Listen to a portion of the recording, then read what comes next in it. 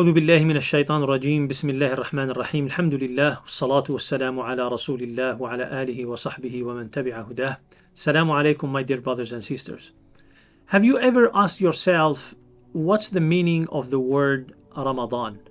We know that Ramadan is the 9th month of the lunar calendar. And the name to this month was not given by the Prophet ﷺ, was not given by Muslims. It was given by Al-Arab, the Arabs, before Islam.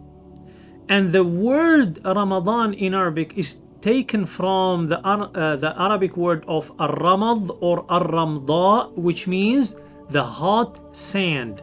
So when they were giving the names to the lunar months, the 9th month fell in the summer. And you know, when you are in Arabia in the summer, how hot it is over there. So they called it the month of Ramadan because it was extremely hot at that time. So the word Ramadan is or means the hot sand. And then in Islam, Ramadan became the month of fasting, and fasting of the month of Ramadan became an obligation after the Prophet ﷺ migrated from Mecca to Al-Madinah, specifically in the 2nd year of Al-Hijrah. After the migration, Allah subhanahu wa ta'ala made the fasting of Ramadan an obligation upon the followers of Prophet Muhammad sallallahu alayhi wasallam. Now, the word Sawm or Siyam, which means fasting, the meaning of the word Sawm or Siyam in Arabic means to abstain from doing something. When you refrain from doing something, you might be making Siyam of speaking. So you don't speak, you refrain from speaking. And this is from where Allah subhanahu wa ta'ala told us about Maryam alayhi salam in the Quran, when she asked Allah subhanahu wa ta'ala if she sees any human being, any person, what should she says. He told her, قولي إني نذرت للرحمن صوما. I have vowed to the most merciful that I refrain from speaking. And in the fiqh, the word fasting means to refrain from food and water. We cannot eat anything, we cannot drink anything, all the way from dawn to sunset, with the intention of al-ibadah, with the intention of fasting. So this is the meaning of the word siyam, linguistically and juristically. The word Taraweeh, all of us, we hear about let's go pray Taraweeh. What does it mean? Taraweeh means the night prayers in Ramadan, the prayers, the extra prayers that we do every night after Salat al-Isha.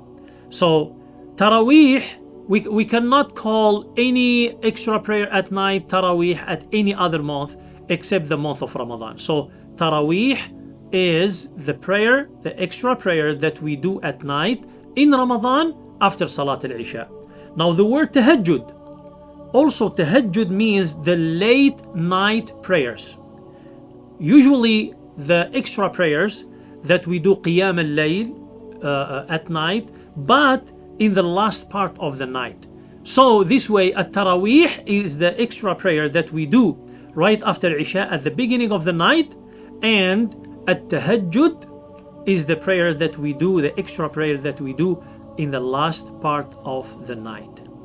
Another word which is al-Qada, when we talk about somebody who missed a day or some days in Ramadan, and we say that you have to do qada. What it means, al-qada, is to make up the missed days of Ramadan after Ramadan, any days, any time between this Ramadan and the next one. So when in Ramadan I got sick, in Ramadan I traveled, I didn't fast that specific day, so I have to make al-qada, which means to make up that day after Ramadan.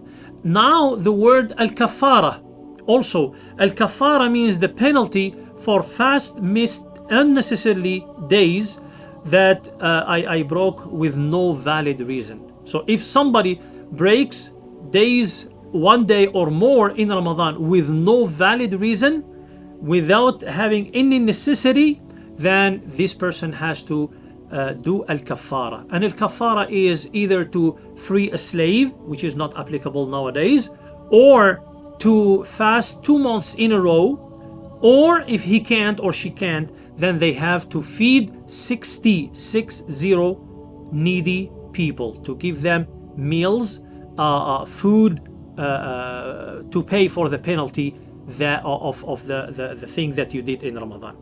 Now, al-fidya, what it means, al-fidya? Al-fidya is a donation to give to the needy for fasts missed in Ramadan out of necessity, for a valid reason.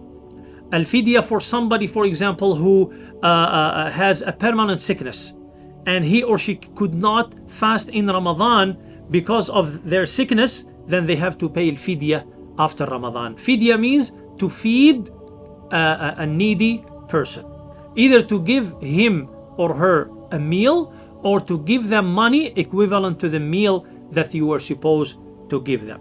Al-iftar, what it means, al-iftar? It is the breaking of the fast at Maghrib time, at sunset. We call it al-iftar, breaking the fast at sunset.